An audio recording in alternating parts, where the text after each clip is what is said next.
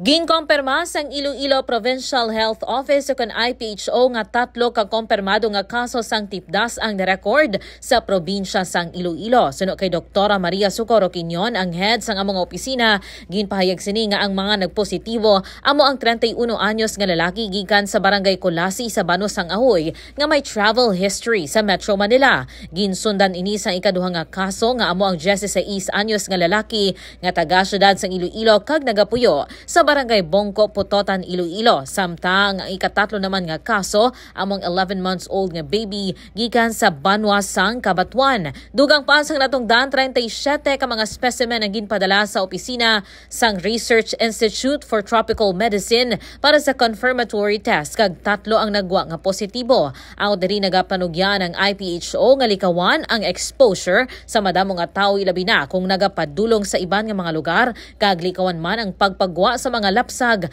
nga hindi pa kompleto ang bakuna agod malikawan ang balatian.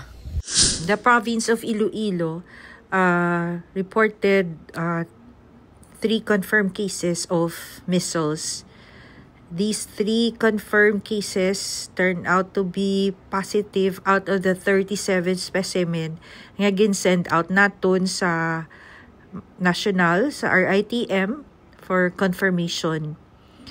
So, ang 21 nga specimen gin-discard na, meaning hindi na sila measles or German measles nga case. While the 4 may pending pakita nga results and we have 2 confirmed nga German measles nga case. Ini si K5 Alex Escalante para sa Kampiyon nga Balita, Serbisyo Publiko kag Kalingawan sa Iloilo. K5 News FM. This news is brought to you by, do you feel tired all the time? Do you have frequent infections? Do you have always cold? It's a sign of low immune system. Boost your immune system with Clinica D3 Bio.